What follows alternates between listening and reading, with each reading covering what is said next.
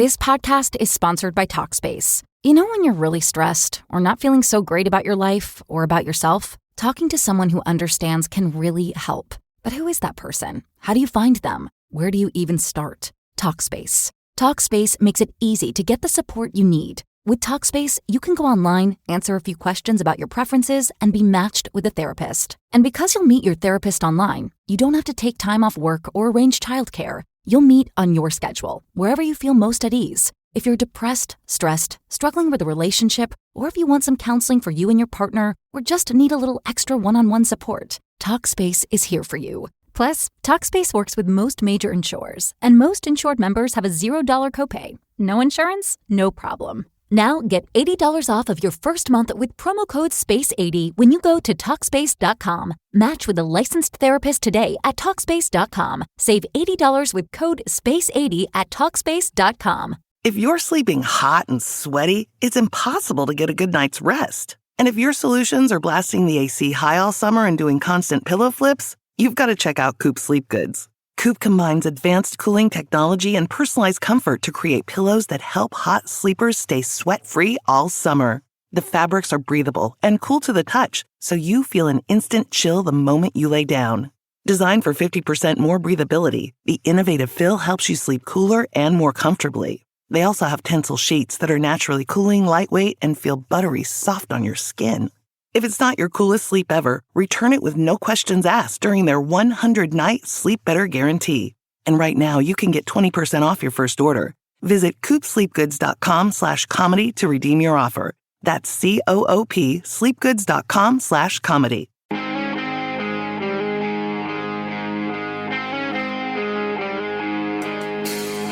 Welcome to the Backpacking Fishers podcast, brought to you by the undisputed champion of ultralight quilts, Enlightened Equipment. Lighten your load at enlightenedequipment.com. With me today is a man who rescues houses from fires. Ben McAuliffe, how's it going, man? It's going good. How are you? Doing good. You said you had a rescue story, so what you got? Yeah, so we got called cell phone. So we kind of talked about this a little off air, with cell phones and beacons and all that. But we get a lot of cell phone messages, text messages to 911 recently with the new satellite stuff. And so we get dispatched and way up on the PCT. I mean, it's 2 hours of driving to get there. One of the CAL FIRE engines got damaged because they hit a tree that was on the side of the road that was covered by brush. So kind of a frustrating time to get up there. But we're always there to rescue hikers. And we get to the top. We find the hiker, and they look okay. Yeah. And they're like, yeah, we kind of twisted our ankle. We're just kind of looking for a ride down. Oh, nice. And we're like, we can't help you there. You can't give them a ride down? What? Well, they twisted their ankle, man. They didn't twist it. They tweaked it. It was one where they felt this was the time to bail out, right. Like they couldn't walk anymore. And so they more just wanted a ride into town so they could eat and find food. Yeah. The ambulance was like, well, we're here. We can't really do that. And because we left it up to the ambulance. I mean, our department's always like, we can take you and stuff. CAL FIRE's a little different. But so the ambulance is like, oh, here's what we're going to do. We'll put you in the ambulance. We'll take you down because we're going back to town anyways. And then when we get like a block away, just say you don't want to go to the hospital. We'll have you sign a AMA form against medical advice, and then you're free to go.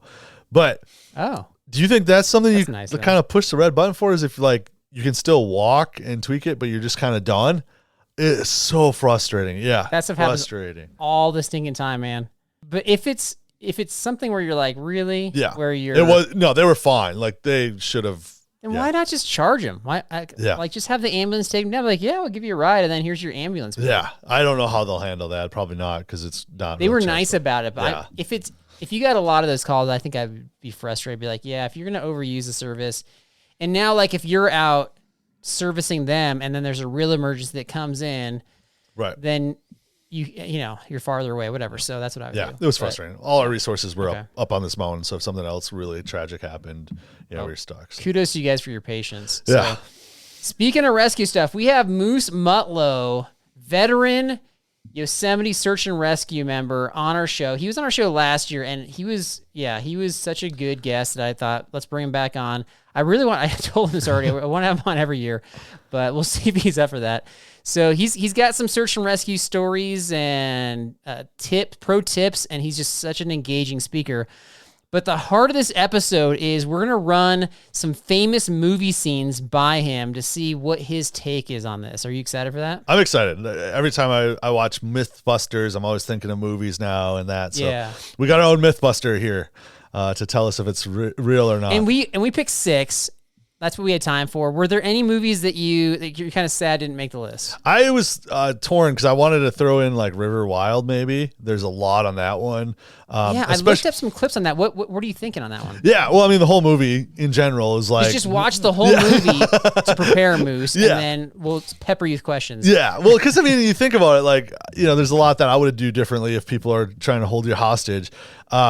But at the end, when they finally get free, the husband throws the mine cart over the ledge, and then it raises the tension of the rope, flips the raft over, and then they kind of all get to safety that way. You feel like he would know about mine carts throwing the balance of a boat off. Well, timing too. I mean, you got to time that whole thing. Like, I feel like I try to push this mine cart off the cliff and like it would get stuck and there goes everybody downriver still. Okay. So, yeah. I don't know that he would have that expertise. Well, it didn't make the list for a reason. Yeah.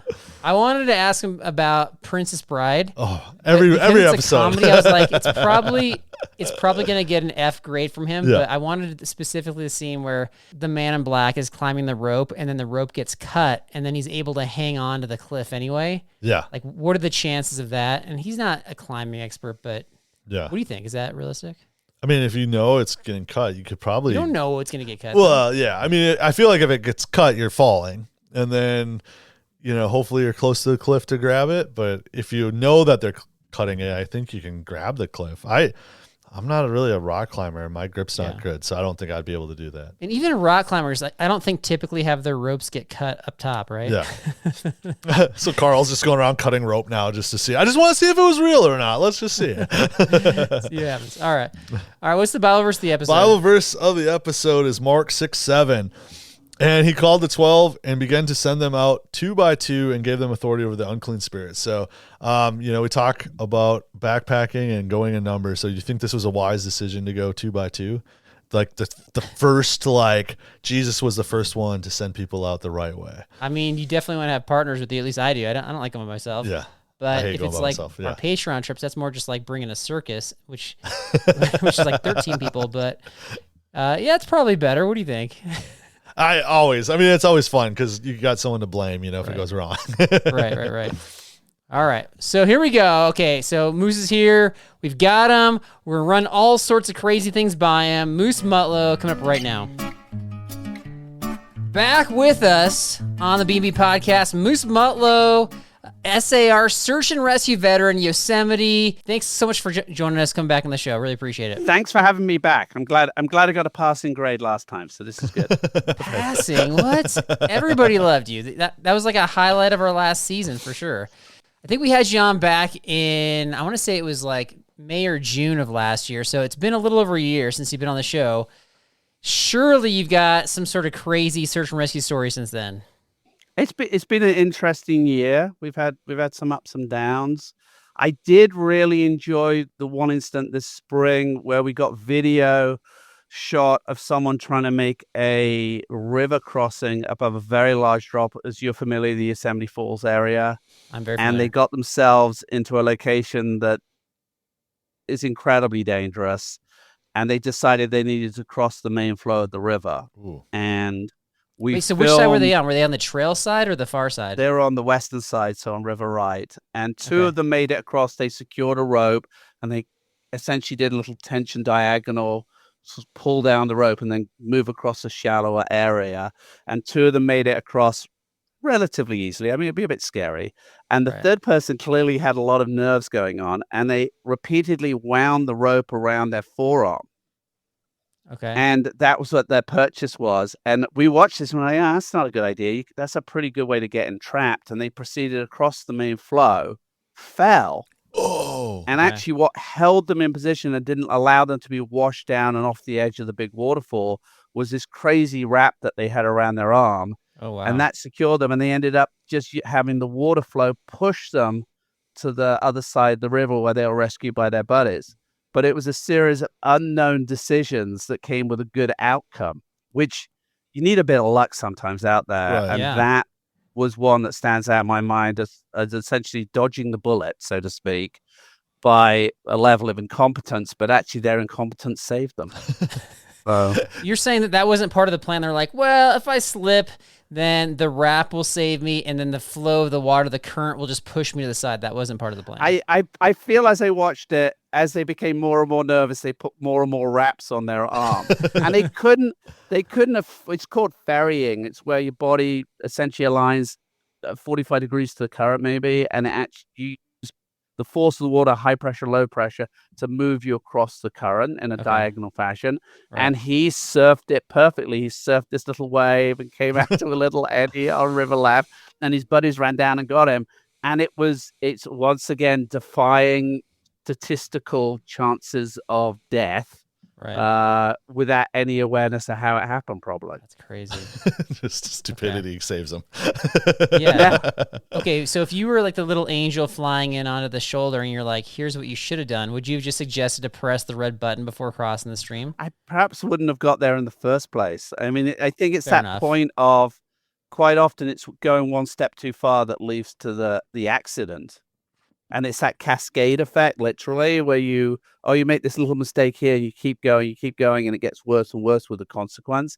They had got themselves to a very exposed location on that western side, River Right, and they were locked into a destination on the other side, and they stuck with it. And they made it, and they've got a good story, but they probably don't know the video exists because a climber shot it from well above them. So if you're doing the river crossing and you got two guys or girls that were more experienced or felt calm, why would they not put that person in the middle that's like scared, like, I guess, or have them go first? Yeah, ultimately it was an independent piece because you were just out there holding the rope. So whether you're first or third doesn't make any difference because you're just holding your rope. That's where the safety is. But typically in river crossings, you need to look at who's the weakest link. It's generally the smallest person. And it's maybe the person who has a little less confidence. And that should define whether you do a river crossing or not. It's not my level of competence. It's the weakest person. Because when it goes wrong, you're chasing them downstream. Yeah. So if you look at me and Carl, who do you think's the weakest link? Just so, when we do our... I'm assuming from the picture, you're taller, larger. You're great. We put you at the front to break the force of the water and create an eddy behind you.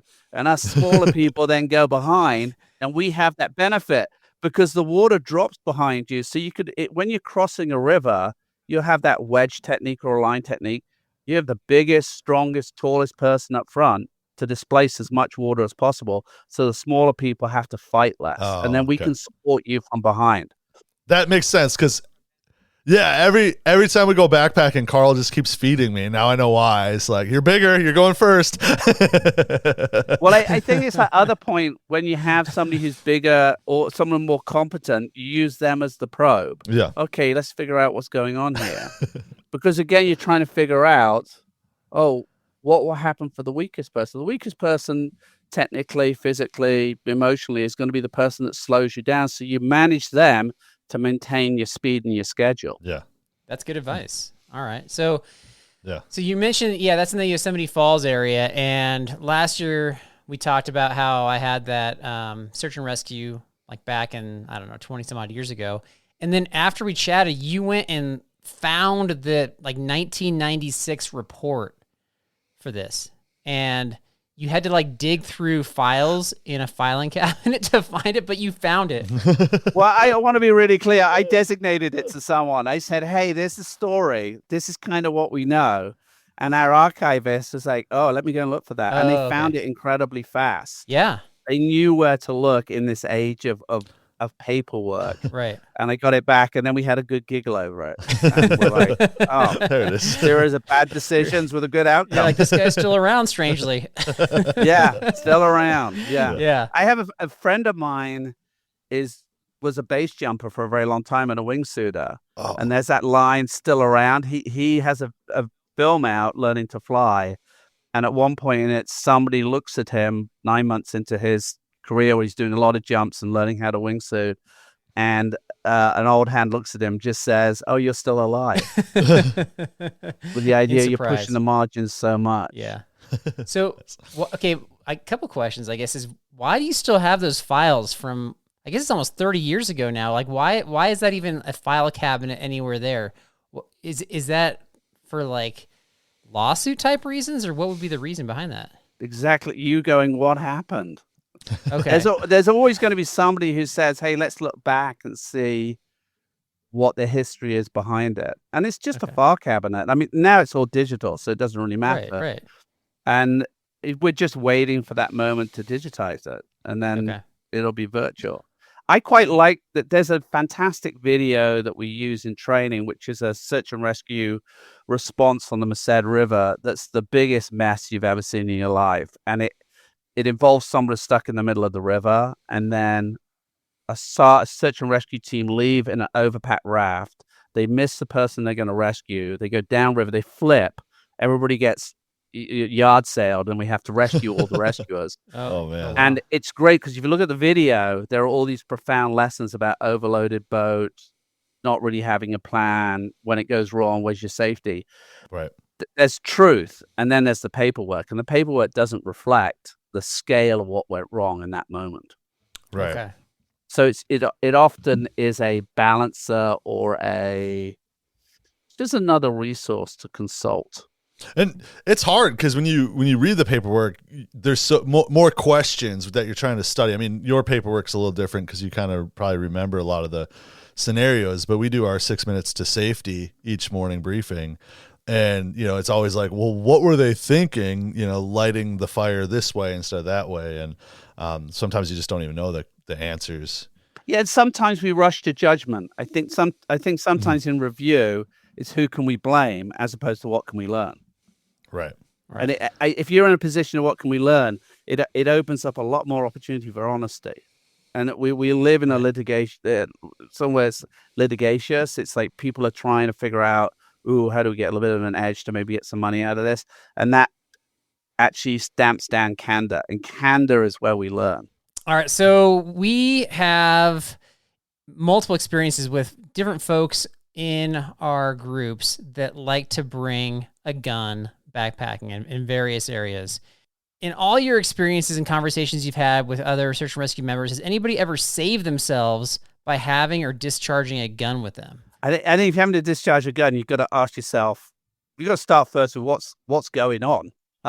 So I'm going to say no, but I have had some interesting experiences in North Carolina. I had a rescue with we used to use prison gangs a lot to pull people out. So you would work with these offenders and there'd be 2 or 3 of you in search and rescue and a bunch of offenders, and you'd be carrying people out. Wow. And it would be quite exciting. And we had a super involved drag through rhododendron for miles in Western North Carolina. And this prison crew, I was working with a guy, I remember his name was Mud, and we would have regular smoke breaks away from the oxygen that we were dispensing to the patient. And it went on for a long time, this sort of dragging through. And the one thing about these crews is they're immensely strong, but they lacked stamina. The diet probably didn't promote the explosive nature of response, like carrying stuff, great, but dragging for miles, they were getting tired. So we had more and more smoke breaks, and it got darker and darker. And we were doing fine on a navigation. And then the local search and rescue team said, "Where are you?" We were like a few hundred meters out.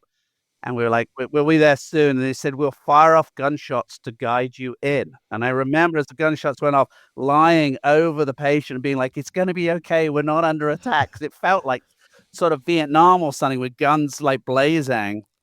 And I told this story to someone, and they said, "Oh, you've forgotten a really important part," which was there was an amphibious vehicle that the search and rescue team then drove into the rhododendron and to rescue us. And when it got there, we discovered that the only way to use it was to take the driver off and have the patient essentially drive it. And so there was this ridiculous moment where it turned around, it did this sort of crazy turn, and it very slowly drove out. And then we walked behind carrying the litter. It was like an awful search and rescue procession. Wait, no whistles? Like I thought whistles would be part of the like 10 essentials for search and rescue. So whistles are great. And if you've got a really good way of using them and you wait, people get very excited when they hear a whistle, and then suddenly you've got a whole bunch of whistles going off. You've got no idea what's going on. Right. And gunfire is never a good thing to come in on. So, yeah. Wisdom right there. Wisdom. Yeah. Yeah, but our guys, when they bring guns, they're more thinking wild animals. They're not thinking like, if I get lost, I'm just going to start firing a gun in there. Yeah. Right. But that's why I said, is there any scenario? And he said no. He said there's not a scenario where that's ever helped, right? Even with wild animals. And I've been in a lot of, I've guided in crocodile country in Australia. I've been doing a lot of stuff in the bush in southern Africa with lion and elephant and buffalo. And guns change the way that view the outdoors. Like being in grizzly country, a gun's great if you're really prepared, but it's a bear is what 1,200 pounds and closing at 42 feet per second. Yeah. You've got to know what you're doing. And I think in all of my time, the only time I can remember discharging a gun was in southern Africa, where I got between roosting baboons. Baboons come out the veldt and they go up on the cliffs and they roost. And I just got between them and the cliffs, and they didn't like it at dusk. Yeah. And I fired a gun off just to warn them. And like, because they tend to do feints and come in and check it out. And they're not trying to attack you. Right. They just try to distract you so the family can get up on the cliffs. And it's unnerving. Okay. I was 18 and I thought I'd played being in the bush, but I'd never been in the bush. And so I fired off a couple of shots. So a baboon wasn't going to push you off the cliff had you not done that. No, and baboons are kind of wild animals. What you do when you set up for camp is you would sort of park your Land Rover at the time, and then you put a little sort of set of rocks in little piles around the campsite. And when you see a baboon, you just throw a rock across it so you can see it, and you're like, oh, they go, okay, it's a little offensive, I'll stay out. And I was up in the northern part, up on the Chobe, and this they're big animals. And I flicked a rock at it, and this thing couldn't have been more casual. It sat back on its haunches, and it just side-eyed me, and it's opened its mouth, and its incisors are like 1.5 inches long. Oh. They're huge. They'll kill leopard. If they get the chance, they'll mass attack a leopard. And I thought, oh, I've overstepped my boundary here. And I took a step back and said, I need to give a bit more room. Then that's nature. Yeah. It's like understanding what it's telling you. Yeah. So 2 things. First, the teeth are larger than Carl's 1-inch knife that he has that he uses for protection. But have you ever tried like a Tarzan scream to like scare him away? Like, do you think that would be a better option? Getting back to the whistle too. No, whistles are not going to help, Carl. But it's what you're projecting. So you have being in the bush with elephant. So I've been in the bush with elephant, and I had them move so close to you that you can feel the air displaced, and you can taste them on the roof of your mouth because they're so musky. The smell is so powerful and pungent, and you're just sitting there and you're letting them know you're there, and they move through and they're fine. And within moments, some other people that were camping there that we didn't know ran out to see them and came in fast and hard, and the elephants charged. So projection is a key piece. And if you were up in Zambia, where you've had really heavy poaching, the elephants are very suspicious of people. So if people are getting stomped to death somewhere, they're getting stomped to death in Zambia. It just happened.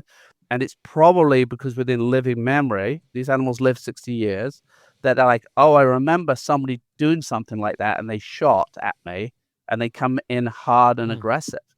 So and grizzly bears, there are people who will say that bears recognize the outline of a gun, and that you project because you have that. And I was up on the Copper River, and we carried a gun, and we carried bear spray, and we were in really thick country and getting water. It's the most scared I've been in grizzly country, but it's also that idea that this enormous animal can close so fast, and if it wants to, there is very little you can do. In conclusion, it's fair to say that the gun is a 5-pound dead weight that you're bringing that's not worth it and is more likely to make other people uncomfortable. I think that's my conclusion, Ben. Is that your conclusion? Yeah. Well, it depends on the guns. I mean, I got 2 that I always bring, so. That you always bring?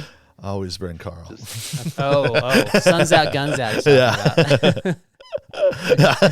Those pythons are sick. You need a vet. So, okay, we wanted to lean on your expertise a little more here. Over the years, we've watched all sorts of movies that have outdoor stunts and outdoor scenes and just interesting things going on. And sometimes we know it's just like a fun action movie, but sometimes we're like, is that really the right way to do things, or could that really happen? And so Ben and I picked 6 movie scenes that we're going to run by you, and we want to get your expertise on them. Okay. All right.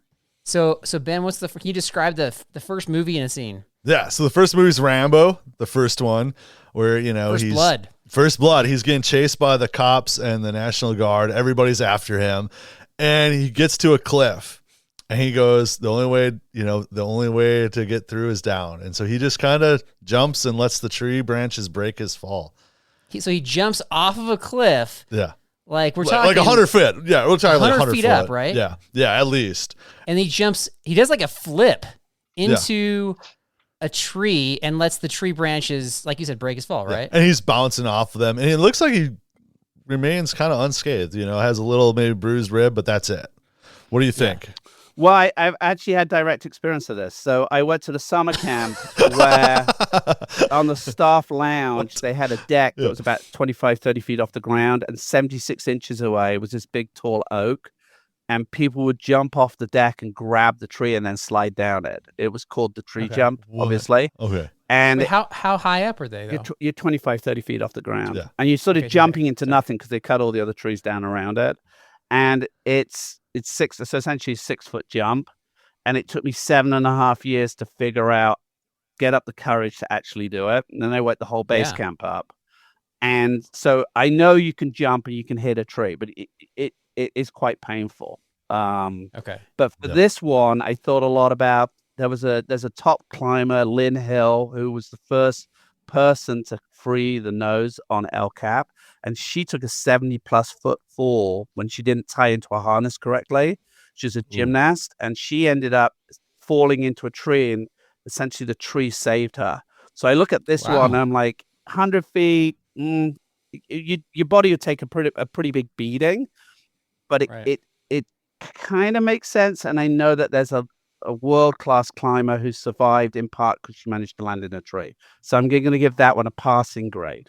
Wow. Awesome. Wow. That's exciting. As you're falling, do you want to spread your arms out and try to catch branches, or just kind of shield your organs and kind of bounce around them? If you have the presence of mind to think about what you're doing, I would be really impressed. Okay. My bet is that you haven't. You're screaming and just bouncing off stuff. That's hilarious. All right. Okay. And I'm thinking, obviously, most of us, when we go backpacking, we're not getting chased by bad guys. But if there is an aggressive animal that's chased us to a cliff, or like you're saying, if you're rock climbing, I guess those are scenarios where that could happen. Or if you slip off of a ledge, I don't know. I'm just trying to think of realistic scenarios besides getting chased by bad guys, essentially. So, all right, aim for the trees, folks. Yeah. Next one, I don't know if this is your favorite movie, Cliffhanger, Sylvester Stallone. We could have picked 20, 30 scenes from this movie and asked you about, but I tried to pick one that was maybe the most realistic, and so essentially there's the bad guys are trying to get Sylvester Stallone down from on top of a ledge, and so he starts shooting these grenade type things and kind of blowing up the snow up top, and it causes an avalanche. So I'm not asking about the guns causing the avalanche thing. I'm asking more about what happens when there's an avalanche and you're up against a rock face. So Sylvester Stallone kind of backs his body up against the rock face. The other bad guys do the same thing, and the avalanche kind of goes over them but doesn't actually knock them off of the cliff. Is that I know there's not a lot of options in that situation, but would they have survived that, do you think?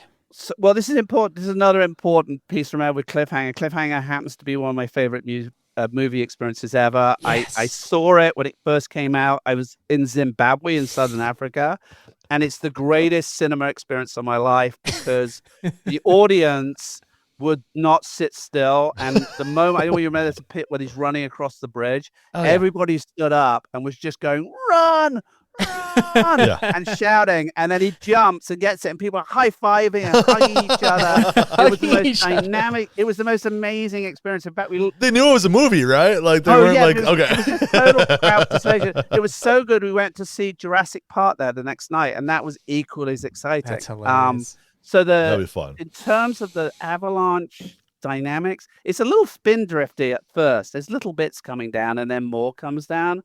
Avalanches did tend to sort of happen in set routes. You look at it, you go, oh, that's the path of an avalanche, because you can see from the tree growth or the shape of the land. If it's coming off the top, you'd imagine it's got some energy to sort of move out and away from the cliff. It doesn't come off the edge and just go straight down. So my bet, I'm going to say, survivable if you're sitting on a ledge, probably if you're up against the cliff. It works with rockfall. If you get in up against the cliff, you make yourself less of a target. So I'm going to say that give it that C+. I like the way it pans back and it shows large amounts of snow coming, and then you watch him put a bag of look at the money over his head as if that's going to deflect it. That's a failing grade right there. That's not a way. He also was very poorly equipped as far as like clothing. He was like wearing a t-shirt at that moment, and I would be just so cold and non-functional, which might have been the reason he put the thing over his head. He's hypothermic. He's not making good decisions. Right. Shorts. That's fair. That's fair. Okay, so C+ on that one. Next one's from City Slicker, so another old one. One of my favorites watching with my parents. And so this one, they're trying to cross the river with a whole bunch of cattle. He gets off to save the small calf that they are attached to, and he is trying to get off the river, and he's holding onto this calf, and I think he's using it for flotation. So in my mind, I'm like, grab another calf, right? So you have one under each arm to help you. But there's no other calf in the river. There's no, one I know, but I'm saying if you river. have to, try to find another calf to cross the river with. But yeah, all right, Moose, you're up. Bring a calf with you. Yeah, to save the calf, right. Or when we go backpacking, we should have a calf with us if we know we're doing water crossings. Yeah. Wisdom right there. Wisdom again. Okay. Well, I think for this one, it's the classic. An animal goes in the river. A best chance for an animal to actually get out is probably the animal. Right. And I had a colleague of mine whose dogs got swept into the ocean in Northern California. They entered the water to rescue their dogs, and they subsequently drowned, and the dogs made it. So really? I think that's one that jumped out of me. And looking at this video, it's of all of the clips, it's the most realistic because you're out in real flow, and you're in the middle, and you're trying to figure out what's going to happen. And the Billy Crystal character's keeping his head above the water and sees to be a defensive swimming position with the cow downstream and his feet downstream. But the thing that saves him is contact with another person. Yep. It's not a rope. Right. It's not something really involved. It's really simple. And the majority of rescues are like that. They're once you get your hands on somebody from a stable position, you can normally stabilize them and rescue them. And I think that catch where the person's on a tree, where they aren't in the water initially, is a really good technique. Don't put yourself in any more danger in order to rescue someone. If you have to be in the water floating with them, managing your own airway is going to be a big enough challenge as opposed to somebody else with a calf. Yeah. I'm going to give that one a B+. Because really? Yeah, because when they take that long shot of it flowing down, you realize the immensity of the power of water and how powerless you are in it to battle it. You have to work with the water. Well, let me give you my non-expert reaction to that scene. I thought, because they were all entering the river, or he was entering the river at the same point where his buddies were. So I thought, if there's no trail, how are his buddies going to catch up and then surpass him to get ahead of him to save him? And then if they somehow did, I would have guessed you would have wanted them to reach out some sort of large branch to have more of a chance to get saved versus just your hand. It all works. And that's the beauty. That's the beauty of a lot of rescue, is you're teaching people figure out what's going to work. It's very rare that it is completely, if we're having this incident, this is how we do it. In LA, in storm drain, high flow, they have prescriptions about which bridges to put ropes on. This is the method we're going to use because it's a uniform channel and we kind of know what's going to happen all the time.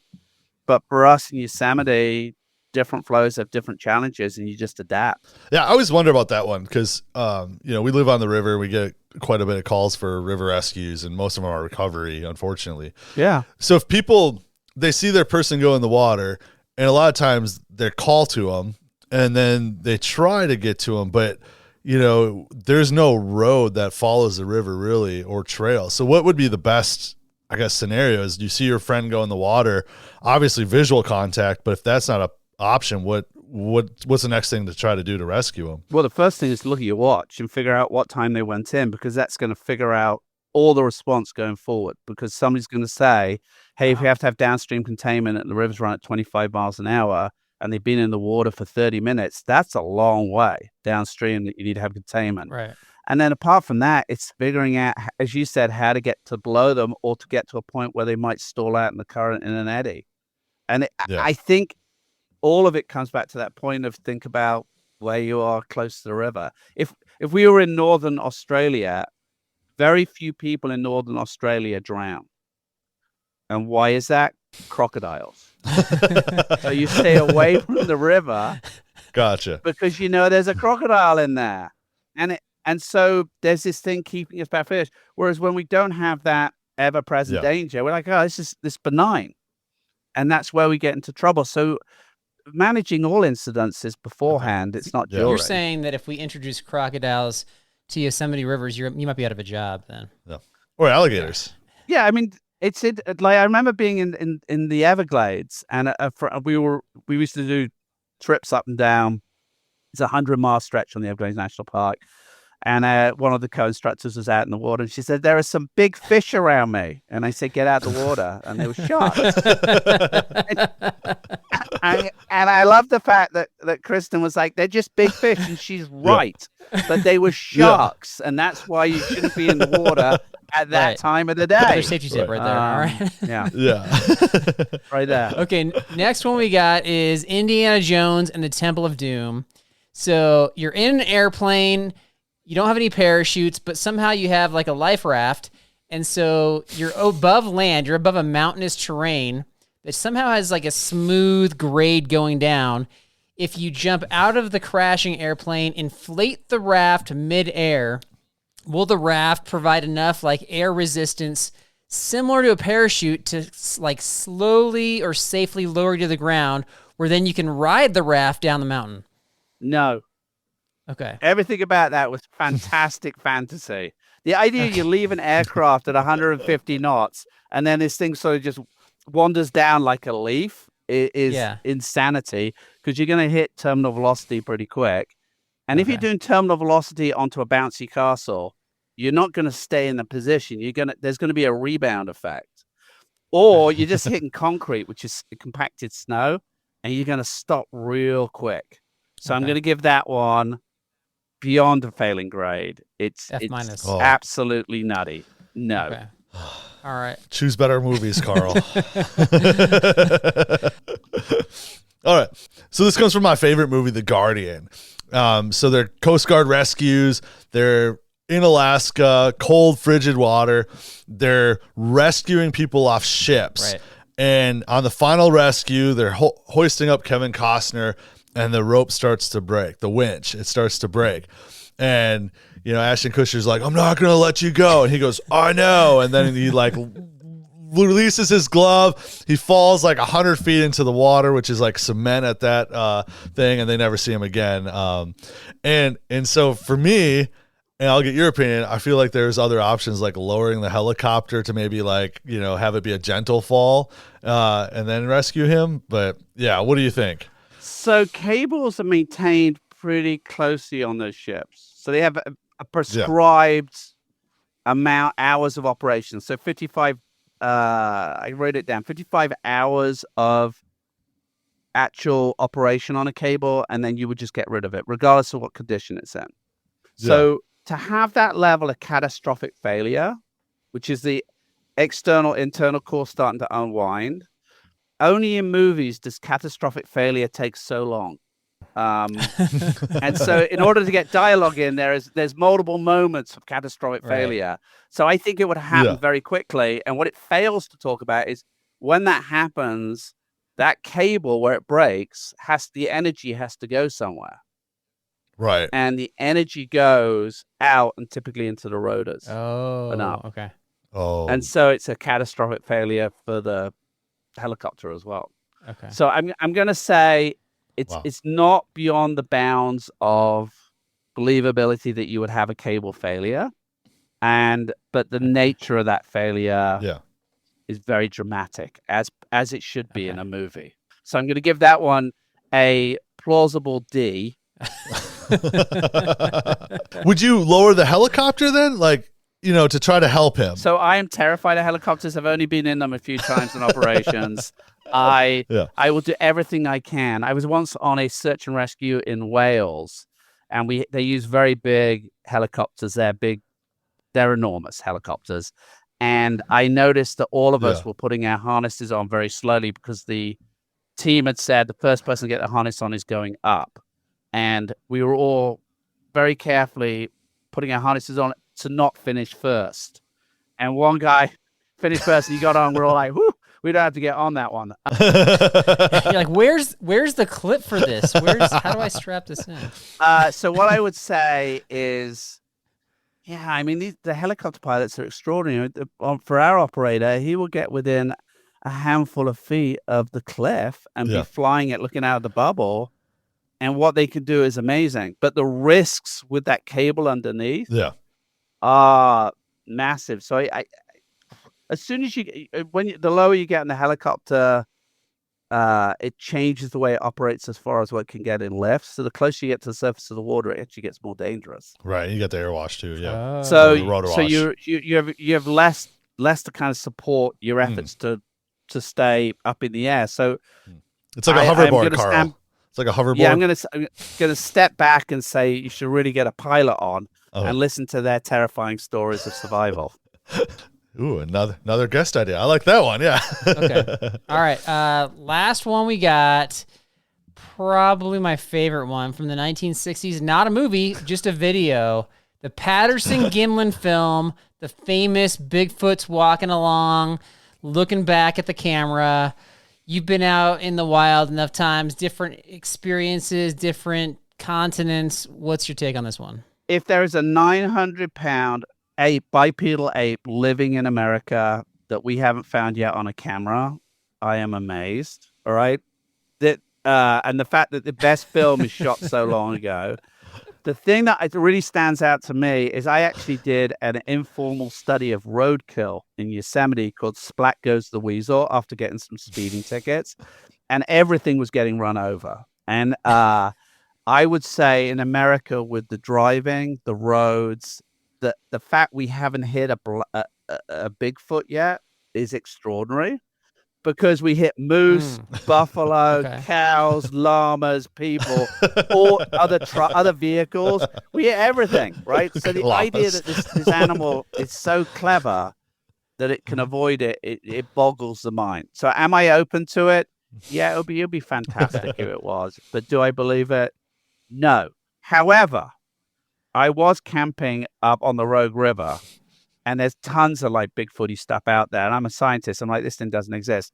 And I went off to a really remote place and I settled down for the night and I got all cozy.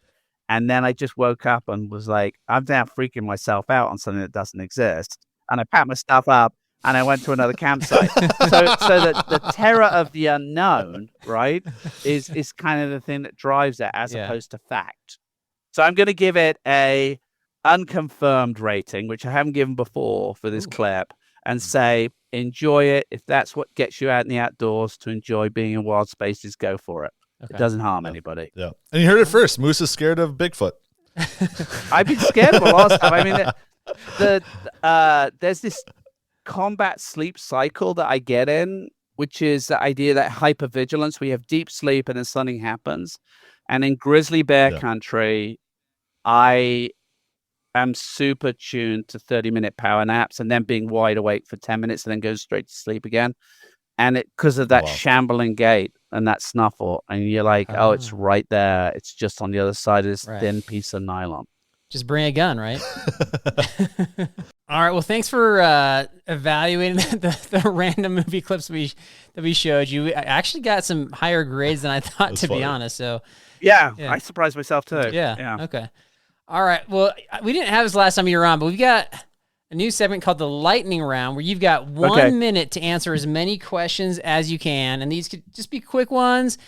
Some might require thought, and some might be related to the things we've been talking about or not. So the timer starts after Ben asks his first question. Okay. Are you ready? I'm ready. You mentioned all the animals you encountered. Which one was the scariest? Oh, grizzly bears, hands down. Which generation requires the most rescues? Oh, I'm going to go with gender male and anything anybody between the age of 18 and 25. Okay, Gen Z. Where do you think Bigfoot lives? In your imagination. An important piece of gear that's commonly forgotten. Passport. Trekking poles, to bring them or not to bring them? If you're my age, bring them. They're fantastic. Favorite trail food? Anything with garlic. Yeah. Hot Pockets or pizza rolls? Neither. Oh. Do you ever have the dream where it feels like you're falling? Yes, often. It's a stress-related dream, and I've had it a lot in the last 2 months. Oh my god! All right, and time. All right. Let's see. Did we get to 8? We got to 8. All right. That's our average right there. Well done. Okay, thank you. Ben, any reactions to any of the things he said? I mean, the pizza rolls, Hot Pockets. I mean, I think you keep on asking that question. I know, because I'm always torn, because I like pizza rolls, but my son likes Hot Pockets. So yeah, I'm with him. Neither. Oh, yeah, there's so other things out there now. The idea that when I started guiding, there was this thing called TVP, called textured vegetable protein, and you would mix it with some of the spices, and then you would have a sort of, there'd be an organic effect on your body that everybody would have to put up with because of this. But it was a good vehicle for butter, quite honestly. You would just load up the fat in there. And now there's so many tasty treats out there. Like pizza rolls. Convenience. Yeah, potentially. And again, if that's what allows you to enjoy the outdoors, keep doing it. It's okay. It's not hurting. Oh, I'm not enjoying it. I'm watching movies and having pizza rolls. There's not a pizza rolls on the trail. You don't usually see those. Yeah, I might have to try. I might try bringing it sometime. We had a food drop in North Carolina, and they dropped a watermelon to eat at the food drop. And at some point, there was some miscommunication with the instructors, and a student just packed this watermelon. I mean, it's huge in their backpack. And the instructors didn't think about it for 2 days. And then suddenly the kid popped it out on the trail and was like, hey, when are we going to eat this thing? And he'd been carrying it for like 48 hours. And it was like, oh my God, watermelon, this is such a treat. But they should have eaten it right back at the food drop. Yeah. That kid was a hero that day, though. Oh, total hero. Yeah. And if he's out there listening to this, I'm still telling the story 30 plus years on. Way to go, man. We gotta figure out how to do some food drops, man. Yeah.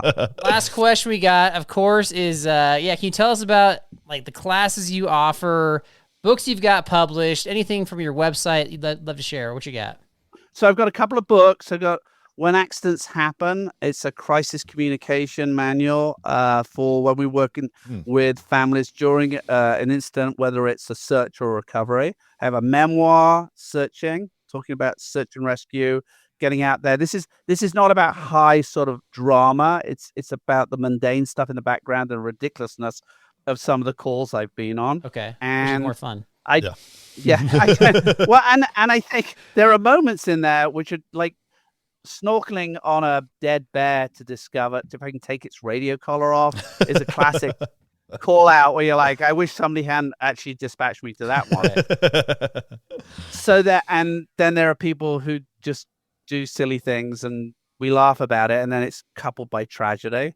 And then I do national trainings. I'm a swiftwater instructor with Rescue 3 and Sierra Rescue International. I do trainings in national parks and around the country. And my primary training is Family Liaison Officer, which is the instant commander representative to families when incidents go sideways and we have a fatality, and working with them, figuring out what they need and making sure they have clear, accurate, undeniable truth when we're talking about the incident. Wow. I think when my kids are out of the house, I got a little more time in the summertime. I want to take one of those classes for sure. I just feel like the more knowledgeable I am as a trip leader out in the backcountry, the better off my trips are likely to be. So, Yeah. Moose, thank you for everything that you do. That was awesome. All the search and rescues and all the advice and wisdom you've provided over the years, everybody you've helped, even all the nonsense you've put up with and the patience you show people and the grace you show people. Thank you for everything, especially, and for coming on the show. Thank you. Thank you very much. I've enjoyed it, and have a good rest of the summer. Have a safe summer. If you're sleeping hot and sweaty, it's impossible to get a good night's rest. And if your solutions are blasting the AC high all summer and doing constant pillow flips, you've got to check out Coop Sleep Goods. Coop combines advanced cooling technology and personalized comfort to create pillows that help hot sleepers stay sweat-free all summer. The fabrics are breathable and cool to the touch, so you feel an instant chill the moment you lay down. Designed for 50% more breathability, the innovative fill helps you sleep cooler and more comfortably. They also have Tencel sheets that are naturally cooling, lightweight, and feel buttery soft on your skin. If it's not your coolest sleep ever, return it with no questions asked during their 100-night Sleep Better guarantee. And right now, you can get 20% off your first order. Visit coopsleepgoods.com/comedy to redeem your offer. That's COOP sleepgoods.com/comedy. Do you have $10,000 or more in credit card debt? Maybe you're even barely getting by making minimum payments. With credit card debt hitting record highs, National Debt Relief offers real debt relief solutions for people struggling to keep up. These options may reduce a large portion of credit card debt for those who qualify. You don't need to declare bankruptcy, and you may be able to pay back less than you owe, regardless of your credit. National Debt Relief has already reduced the credit card debt for more than 550,000 consumers. So don't wait. If you owe 10, 20, or even hundreds of thousands of dollars in credit card debt, you can now take advantage of this financial debt relief as the cost of living increases. To find out how much you could save, visit nationaldebtrelief.com. That's nationaldebtrelief.com. All right, my friend, what'd you think about that? Takeaways. Wow. He's very knowledgeable. I like talking to the search and rescue, and then every time he talks, he's like, oh yeah, when I was in Wales, I had this happen and this species. I mean, we need to have him on and just talk about like animals. Yeah, or his life. Just life in general. Cause he just is been all over the world. And so very knowledgeable guy. Lived all over the world. Yeah. Very professional. Yeah. I think I agree with most of that. I think the Guardian one I'm still torn with. Like, the cable can snap at any moment. I mean, gear breaks. But yeah, I know. I know, but what he was saying is that like they typically would retire the cable before it even get to that point. So that's one follow-up question I meant to ask was like, okay, just the fact that the cable was fraying and not able to hold the weight, is that by itself pretty unrealistic? And it sounds like it was. Yeah, you think about it, if it snaps, it's going up to the rotor. So, but he did answer the question. You can't really bring the helicopter lower to the water to make it less painful. So it sounds like that was kind of the right decision. He said that the lower you bring the helicopter to the water, the more risky it is. It's like unsafe. So he said that they likely wouldn't. Yeah, right. So that was a good question that he answered. And then I just think Kevin Costner could have like jumped onto the little skids, I guess, for the helicopter. I don't know the terms, but all I do know is like in the scene when they're having this moment of like saying goodbye, and then like he lets go and then he grabs his arm and that stuff. Even when I was watching it the first time, I was like, this is taking too long. Like that thing is going to break. You got to either like let go or not let go. You can't, you can't do both. So that was my thought. Yeah. Which one stood out to you? Yeah. I wanted to believe in the Indiana Jones thing because it just seems like there's so much air resistance with that raft that maybe it would kind of like flutter down like a leaf, but he's made a good point with the speed of the airplane. I don't know. I'm not a science guy, so what do I know? So that was, that one was fine. The Cliffhanger one, I did actually think that stunt was the most realistic, or one of the more realistic ones. But the one I was most excited about was definitely the first blood one, because I was like, I could see that actually working. Like I could see that you'd be beat up. You'd probably have cracked bones or whatever, but I could see you actually surviving that. Yeah. And I mean, for me, it's like trying to figure out how you're going to bounce off just right. But you're probably, after the first hit, it's probably painful. And then after that, you're like, all right, just get me to the ground. Right. For sure. And we forgot to ask, trees probably matter because oaks, are a little harder wood, where he's falling into pines. And so they kind of have a little more give to them. So it's probably, aim for the pine trees would be my guess too. Yeah, I don't know. It depends on the pine tree, man. Some of those branches are pretty sturdy. Yeah. I don't know. I don't know. That's a good question. Yeah, what kind of tree? We can ask them that next time. What's the best tree to fall into from a 100-foot fall, like a flip fall? Yeah, next time. Save that one. All right. Well, thanks again to Moose for coming on our show. I got a couple tidbits. Basically, they're just I got one reaction, and that was like a couple episodes, actually more than a couple episodes ago, a while ago. We were talking about, I forget what the context was, but I was talking about how it was silly to bring bear spray into the Windover range because there's like it has access to grizzlies, but there's no grizzlies there. And I guess because you haven't seen one, so there's no grizzlies. Like that's usually your determination. Correct. Yeah, isn't that right? Don't bring bear canisters because I haven't seen a grizzly. Bear canisters and bear spray are different. I still stand by my statement about like people that bring bear spray typically are more likely to hurt themselves with the bear spray than they are to actually like use it. I know they've had successful uses, so I don't want to say that as a blanket statement, but I guess in the recent years, there have a lot of grizzlies have kind of wandered down there, and actually there has been a grizzly attack and a grizzly death, or grizzly bear causing a death in the Windover Range. I think it was a couple years ago, which is after my intel, so I guess I was wrong on that one. I apologize. What? That was pointed out by 801 Dirtbags, YouTuber, whatever that means.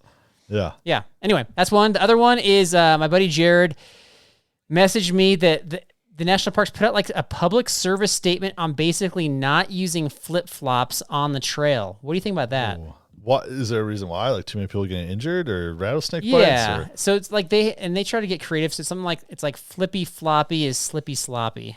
Oh, weird. I didn't know that was like a thing. Is that like tourists are like showing up and then all of a sudden like, oh, let's go for a walk, and then they just start walking? Or is this like true like ultralighters that want to shave weight and just bring sandals?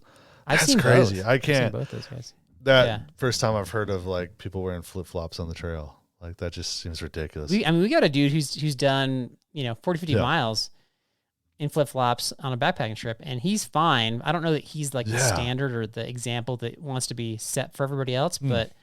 Yeah, I think generally speaking, unless you have like a lot, if you're like some sort of barefoot hiker runner guy, like I think that flip flops are probably not what you want. Well, foot care. I mean, foot care is probably the biggest thing for backpacking, right? Because if you lose your feet, you're like not able to walk. I can't, on the last backpacking trip, I can't tell you how many rocks I kicked, like rocks that were stuck in the ground. Oh, stub toe, it's over. Yeah, I'm pushing the red button. Where I had that plate in the front of my trail runner shoe, and it didn't hurt. Yeah. But if I had flip flop on, that's like broken toes right there. Yeah. So or even just scuffed. I don't know that. Yeah. Okay. So those are my tidbits. Yeah. That's all I got. You got anything else? No. Just remember, Search and Rescue is out there to save you. That's your last line. Yeah. Well, that's what they do, man. That is. That's really. Yeah. That's boring. It's a boring last line. Okay. You want me to try a different one? Yeah. Yeah. All right. Just remember, Search and Rescue is out there, so you don't have to worry. That's a rough way to end it, Ben. Have a great week and God bless.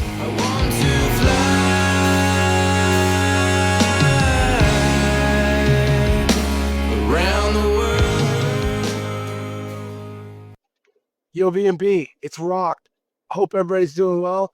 Just want to say a big praise out to God as usual for Jennifer. She has been at home now for 15 consecutive days, and I'm not there, right? I'm working. I mean, I'm there at, in the mornings, at night, taking care of her as best I can, on Monday through Friday. But then weekends, I, get there as much as I can, but still, even on weekends, we're still, we have errands to run. And so she runs a lot of them with me, and I get her, treats like Yogurtland and stuff like that. But man, she's home full time now, man. And she's continuing to improve. Praise God. It's all him. We have neighbors that are aware to take care of her. Her parents stop by. My parents stop by, occasionally. But basically, she's at home, starting to move around on her own. Still, with part paralysis in her right side. Probably about 60% paralyzed on that side, but some movement. She's fighting through it. What a blessing. Okay, then you gotta hand it to movies that have great outdoor scenes, and I've got 3 great outdoor scenes for you. They are in the following order. Number 3, gotta hand it to The Man in Black and Fezzik, who both climbed the Cliffs of Insanity up a rope, straight up, like the Grand Canyon, straight up, right? Grand Canyon, straight up. By the way, not at an angle. That Grand Canyon was not made by the Colorado River. Nope, impossible. Way too big, way too sheer, right? Had to be the flood. That's right. Okay, then And Fezzik had 3 people on his way up. That is a great outdoor scene of serious outdoor adventure, or in that case, outdoor fleeing, I guess you'd call it. Then we've got Ode to the Overpacked, right? That is a movie by this guy, you may have heard of him, named Carl Mandrioli. And one scene in the movie, you can see actually me going up to a pass, and Carl runs uphill, shoves me out of the way, does not break stride, and reaches the pass before I do. That is cinematic awesomeness of the outdoors. Finally, number one, Sylvester Stallone, Rocky Balboa, Rocky 4. He runs up this mountain that looks like it's 15 or 20 miles upward, sprints up this thing, right? Is definitely out of breath, but just sprints through it anyway, gets to the top, right? It looks like he's about to fall off, but instead he leans back, stretches out his arms, and says, "Drago!" Awesome outdoor adventure scene. If you're sleeping hot and sweaty, it's impossible to get a good night's sleep. And if your solutions are blasting the AC high all summer and doing constant pillow flips, you've got to check out Coop Sleep Goods. Coop combines advanced cooling technology and personalized comfort to create pillows that help hot sleepers stay sweat-free all summer. The fabrics are breathable and cool to the touch, so you feel an instant chill the moment you lay down. Designed for 50% more breathability, the innovative fill helps you sleep cooler and more comfortably. They also have Tencel sheets that are naturally cooling, lightweight, and feel buttery soft on your skin. If it's not your coolest sleep ever, return it with no questions asked using their 100-night sleep better guarantee. And right now, you can get 20% off your first order. Visit coopsleepgoods.com/comedy to redeem your offer. That's COOP sleepgoods.com/comedy.